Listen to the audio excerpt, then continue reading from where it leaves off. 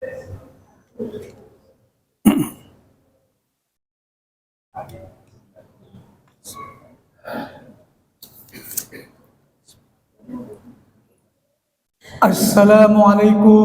warahmatullahi wabarakatuh.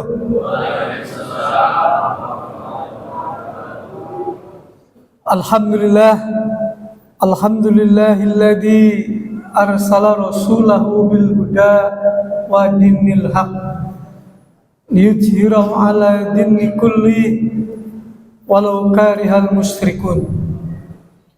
Asyhadu an la ilaha illallah wahdahu la syarikalah wa asyhadu anna Muhammadan abduhu wa rasuluhu la nabiyya ba'da. Ayyuhal kiram shaimin was shaimat jamaah Masjid Baitus Salam. Semoga apa yang kita lakukan selama bulan Ramadan ini,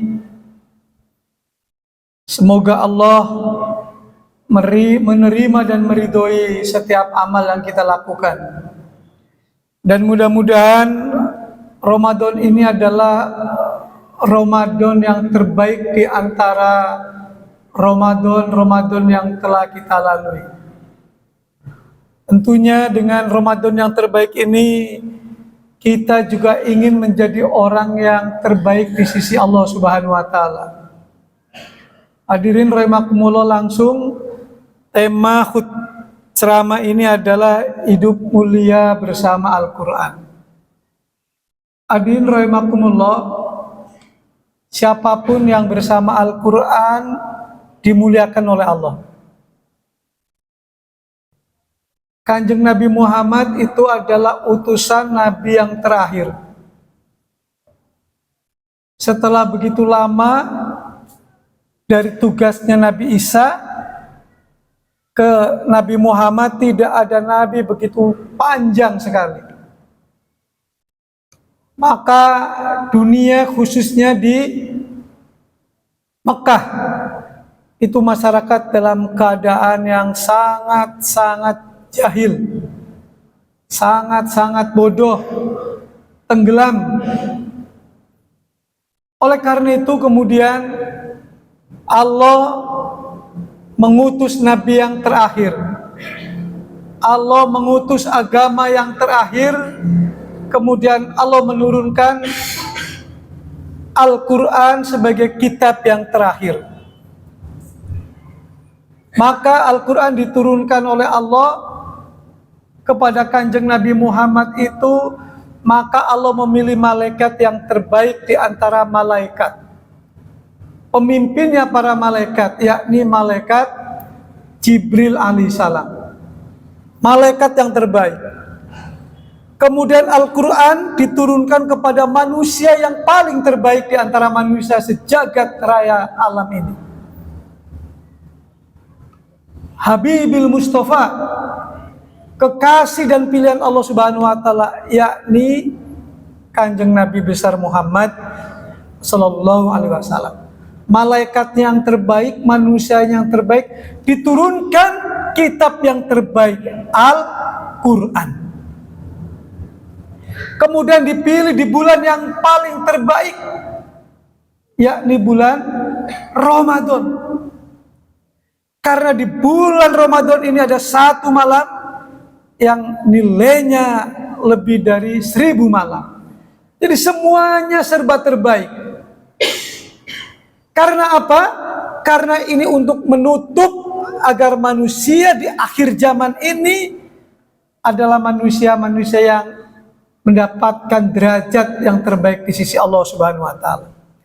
Kalau kita sudah dikasih manusia yang terbaik menjadi pemimpin kita, kitab suci yang terbaik untuk mengatur hidup kita, di bulan terbaik untuk kita, maka tidak ada pilihan lain kecuali kita sebagai manusia, sebagai hamba Allah untuk menerima yang terbaik ini.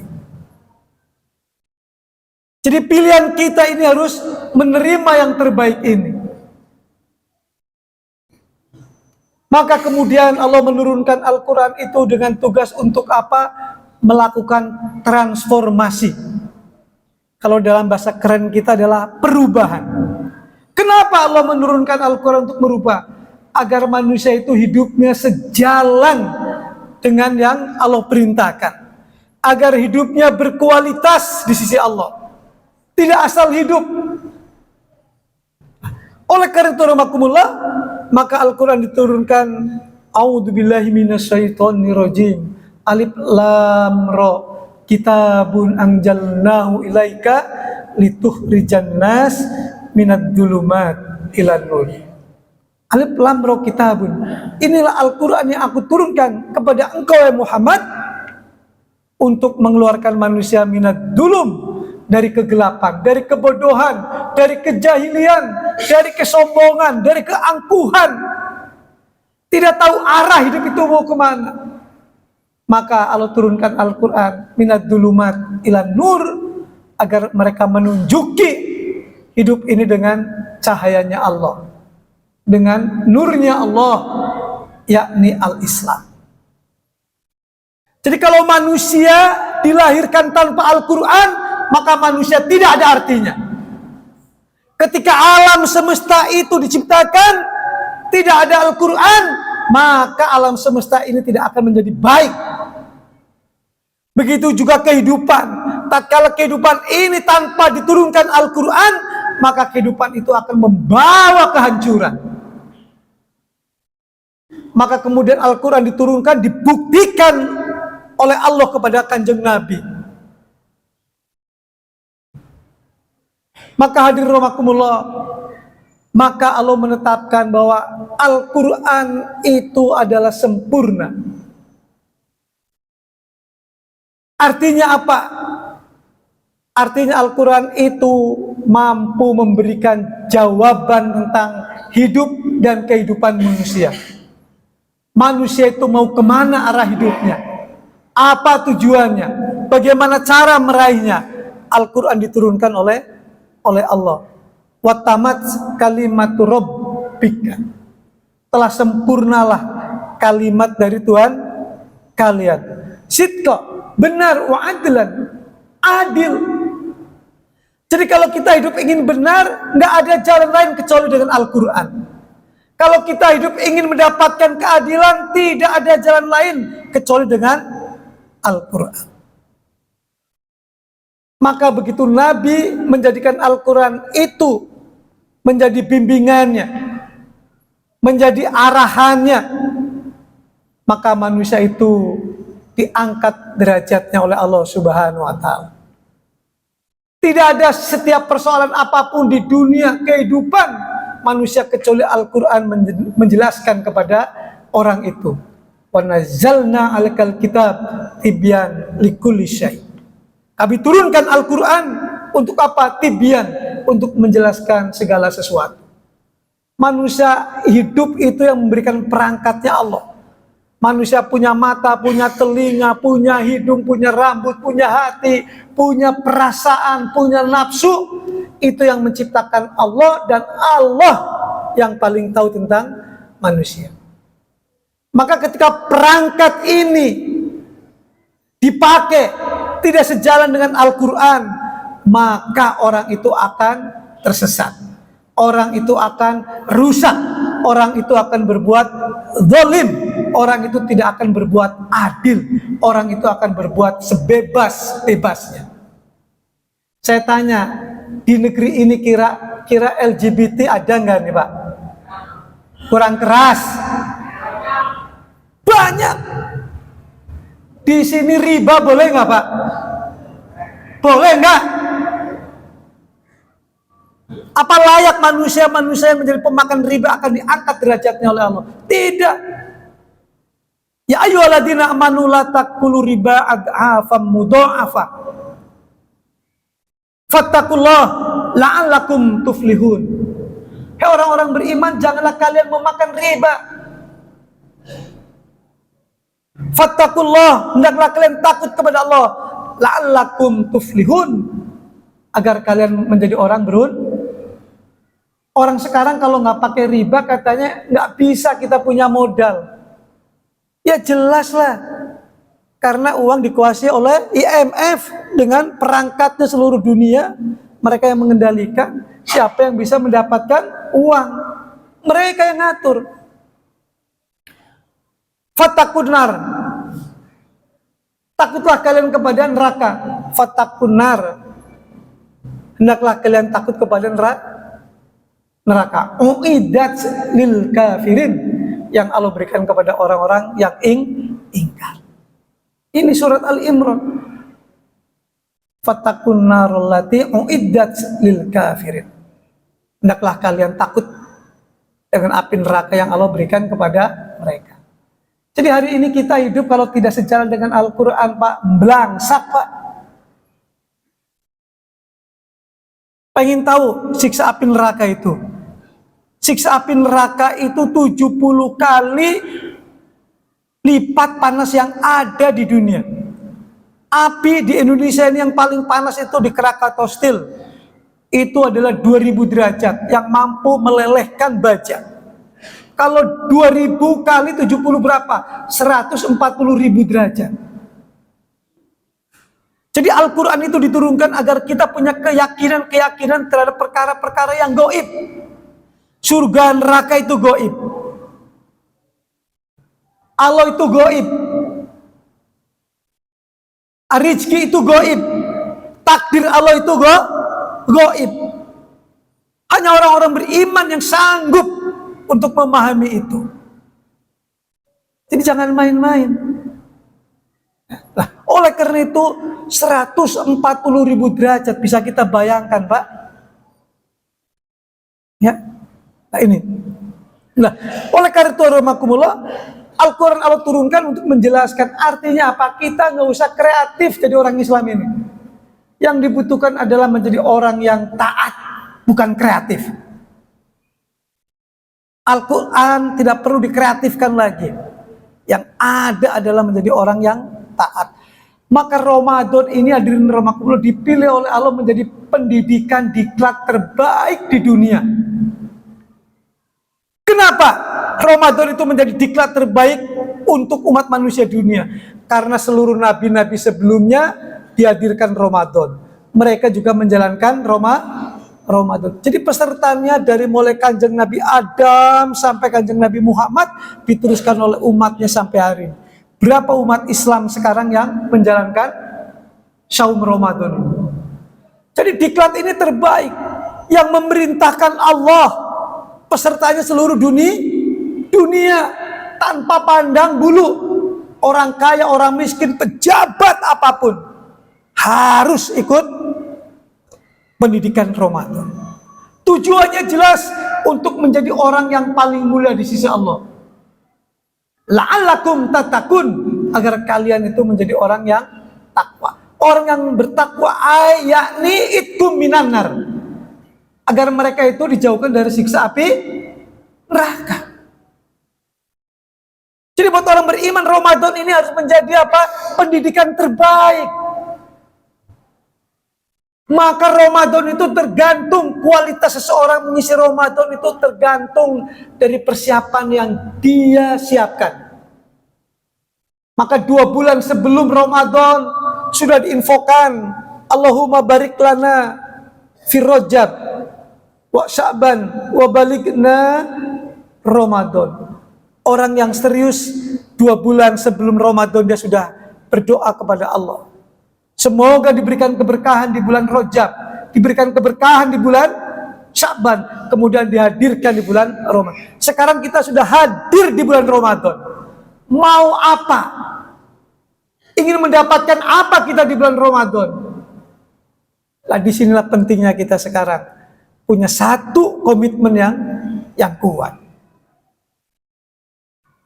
Tidak ada pendidikan Ramadan yang belajarnya mulai dari waktu subuh sampai maghrib, kurang lebih 13 jam. Di Eropa sana yang daerah kutub ada yang sampai hampir 20 jam, Pak. Kira-kira berat mana 13 sama 20? Berat mana, Pak? Berat mana saudara kita yang ada di Palestina, Pak?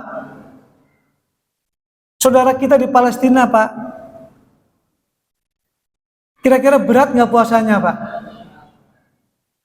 mereka dibombardir, dibunuh oleh orang-orang Israel.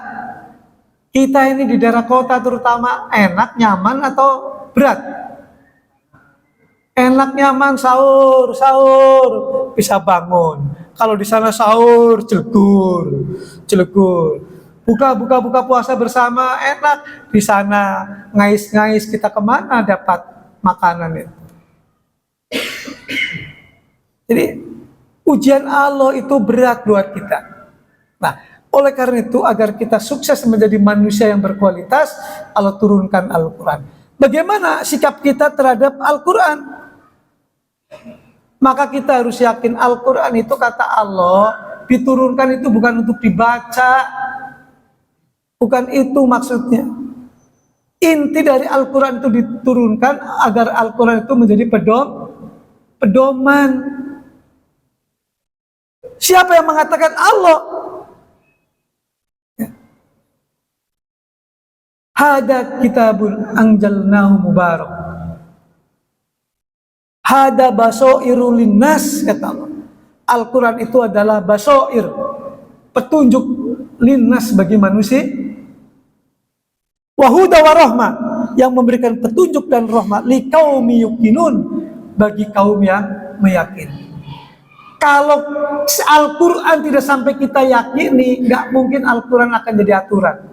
Paling berani Al-Quran dilombakan.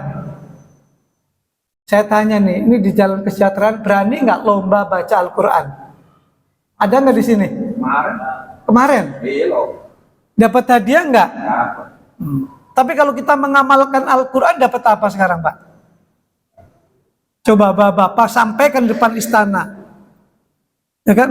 Wa man lam yakum bima anjalallah, barang siapa yang tidak berhukum dengan hukum Allah, faulaika humul kafirun, dzalimun, fasikun.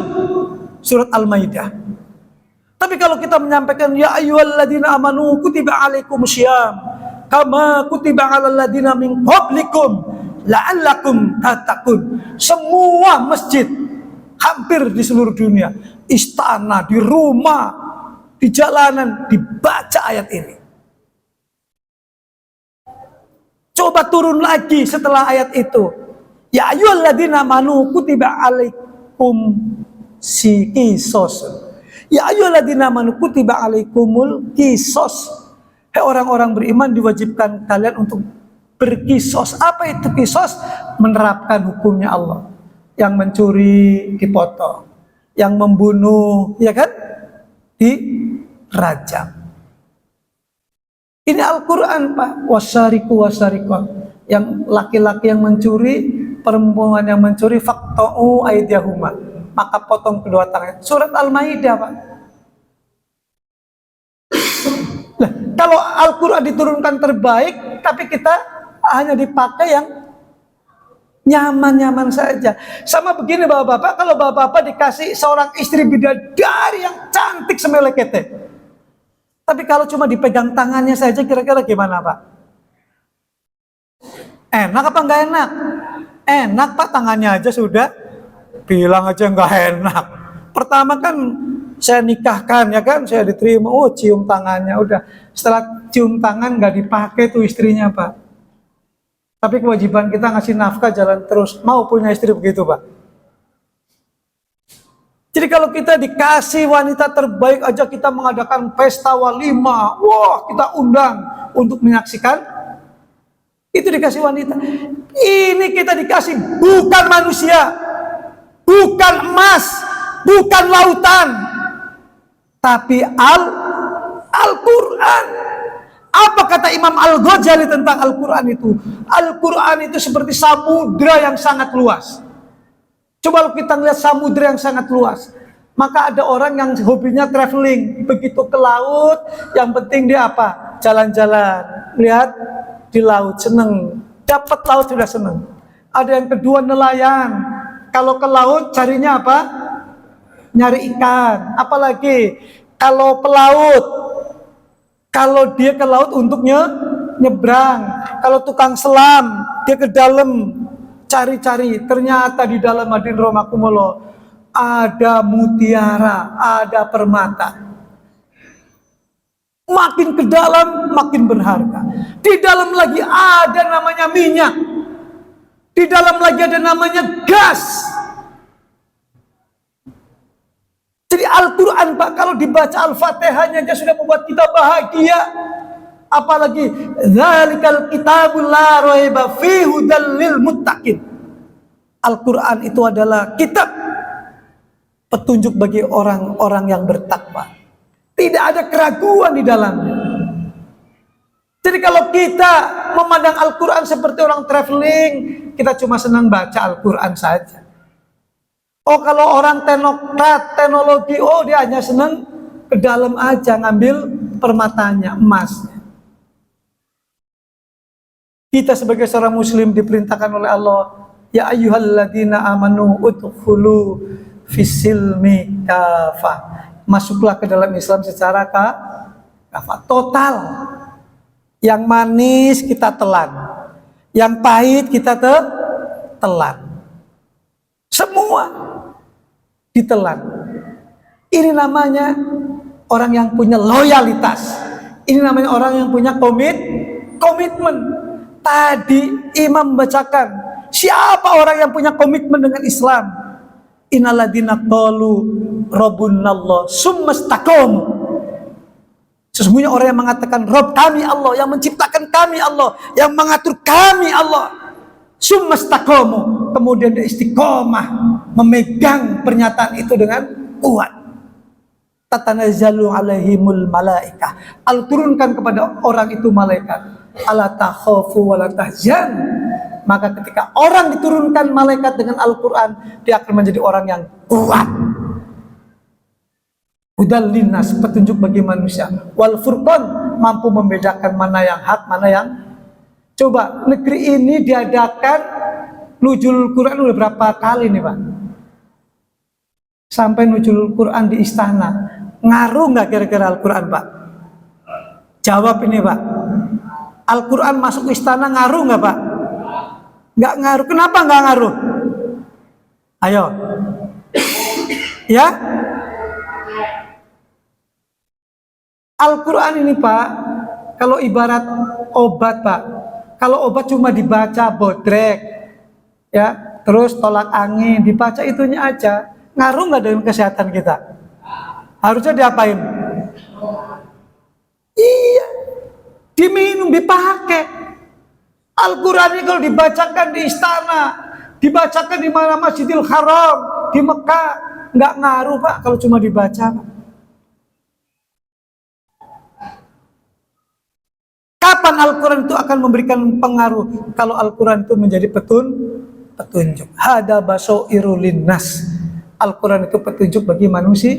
Kalau manusia sudah menjadikan Al-Quran sebagai petunjuk, maka ketika dia berinteraksi pertama kali belajarnya saja akan Allah angkat derajatnya. Khairukum man ta'allamal Qur'an wa 'allamahu. Sebaik-baik kalian adalah orang yang mau membaca Saya baru pulang Pak dari Medan. Habis isi pengajian ada jamaah Pak Ustadz. Oh, kira-kira Pak Ustadz nanti 2024 mau RI 1 yang mana Pak Ustadz? Habis jelasin Quran, saya bilang begini, kita pengalaman RI 1 sampai RI berapa sekarang Pak? Hah? Kayak pelan-pelan di sini ngomongnya. RI ini sudah berapa kali Pak? Hah? RI itu 7. Saya tanya, ada dari RI 1 sampai RI 7 yang mau pakai Al-Quran Pak? Pak, Nabi ini orang yang termulia di dunia, manusia yang terhebat, Nabi terhebat. Nabi itu hidupnya dituntun dengan apa? Al-Quran. Itu Nabi. Apalagi kita yang jauh dari Nabi, nggak pernah ketemu Nabi, pengen selamat, pengen masuk surga. Kalau RI 8 ini mau pakai Al-Quran, saya orang yang terdepan. Bapak-bapak siap nggak? Bukannya siap, ini kewajiban besar. Ya. Jadi ceramah ini yang membuat kita ini cerah Pak. yang membuat kita nih galau, sehingga kita mikir. Nah, maka hari demi hari ini Pak, ini yang terbaik. Mungkin kita banyak dosa dulu Pak, manfaatkan hari ini yang terbaik. Mudah-mudahan negeri ini akan menjadikan negeri yang siap untuk menerima Quran. Amin. Mudah-mudahan negeri ini para pemimpinnya akan kembali kepada Al-Quran. Mudah-mudahan negeri ini akan diselamatkan dengan Al-Quran. Maka kata Rasulullah, man ja'allahu amamahu qaddahu ilal jannah. Siapa orang yang menjadi Al-Quran sebagai imamnya, sebagai petunjuknya, orang itu akan dituntun Allah untuk masuk surga. Coba Pak, ada undang-undang yang akan ngajak kita masuk surga Pak? Ada nggak undang-undang? Coba. Undang-undang sekarang, ada undang-undang tilang, ada undang-undang apa? Bukan kita masuk surga ya. Jadi satu-satunya mujizat Pak undang-undang. Nah, Bapak Ibu sekalian, nanti kalau di akhirat akan diadili oleh undang-undang siapa? Al-Quran. Jadi nanti yang menjadi undang-undangnya Al-Quran. Al-Quran pengadilan tertinggi Pak, nggak ada yang sanggup. Nggak ada orang yang berani berbohong dengan Al-Quran, karena Al-Quran nanti akan menjadi syafaat. Syafaat itu akan membela. Kalau orang di dunia hidupnya pakai Al-Quran, nanti di akhirat akan dituntun oleh Al-Quran. Tapi kalau orang waktu di dunia dia berpaling, menghindar, melecehkan, wa man a'rada an dzikri fa innallahu ma'isatan donka. Maka barang siapa yang menjauh dari Al-Quran, berpaling dari Al-Quran, menolak Al-Quran, fa innalahu ma'isatan donka, maka sesungguhnya dia mati dalam keadaan buta. Al-Quran itu surat Toha, buta dijamin Pak. Ya Rasul, lima hasortani ama faqad kuntu basiro. Ya Allah, kenapa engkau matikan aku dalam keadaan buta, padahal dulu aku melek? Apa kata Allah? Kamu ya, waktu di dunia dikasih mata tidak mau dipakai untuk membaca Al-Quran, melihat Al-Quran. Dikasih pendengaran, nggak mau mendengarkan nasihat Al-Quran. Protes. Rasain lo, kata Allah. Kata orang Betawi lo, nyungsep lo. Ini Al-Quran Pak, tegas bahasanya. Ya mudah-mudahan kita yang sadar, kita yang waras, punya akal, kita harus melakukan pencerahan, mengajak orang-orang ayo kembali kepada Quran, kembali kepada Quran. Insya Allah kalau kembali kepada Al-Quran, umat ini menjadi kuat. Saya tanya bapak-bapak nih, ada yang rumahnya sebelah kidul, selatannya masjid ini ada nggak? Siapa yang rumahnya di sebelah kiri masjid ini? Ada? Siapa? Siapa orangnya? Yang rumahnya di sebelah kiri masjid ini siapa?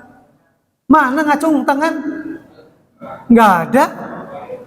Ada nggak? Mana ngacung? Yang rumahnya sebelah kiri masjid siapa? Ada. Begitu dia masuk masjid, sholatnya ngadep ngidul atau ngadep kiblat? Yang dari utara, lor, masuk ke masjid Baitul Salam, ketika sholatnya ngadep mana? Menghadap ke kiblat. Yang dari timur ngadep kemana? Yang dari barat, sudah dari barat masuk ke sini, ngadep kemana? Pertanyaannya, kenapa kita harus menghadap kiblat? Kira-kira gimana? Kenapa kita harus menghadap kiblat? Karena perintah Allah. Jadi ketika kita masuk ke suatu tempat, masuk ke suatu negeri, negeri ini bukan negeri kita, punya Allah. Masjid ini bukan masjid kita, masjidnya bumi ini bumi Allah. Kalau kita ingin selamat, sholat ngadep kiblat. Hukum siapa yang berlaku? Hukum siapa? Hukum yang ngomong satu kurang kenceng nih. Hukum siapa yang dipakai? Hukum Allah. Kenapa kita waktu nguburin mayat nggak ngadepin tuh ke utara, nggak ngadep ke selatan, nggak ngadep ke timur? Kenapa ngadep ke kiblat? Karena perintah. Jadi kalau kita ingin kembali selamat, jalankan aturan Allah. Sanggup napa mboten? Sanggup napa mboten niki? Alhamdulillah. Kita nih umat Islam ini butuh orang-orang yang punya mental. Nah, saya tegas, kalau RI 8, RI 7 mau pakai Al-Quran, saya orangnya. Ya. Tapi kalau bukan, mohon maaf lahir batin, saya nggak bertanggung jawab, sudah menyampaikan. Walau alam bisawab, ya. Jangan pernah puas mendengarkan ceramah saya, karena saya bukan pemuas di sini. Ya. Walakum minkum, assalamualaikum warahmatullahi wabarakatuh.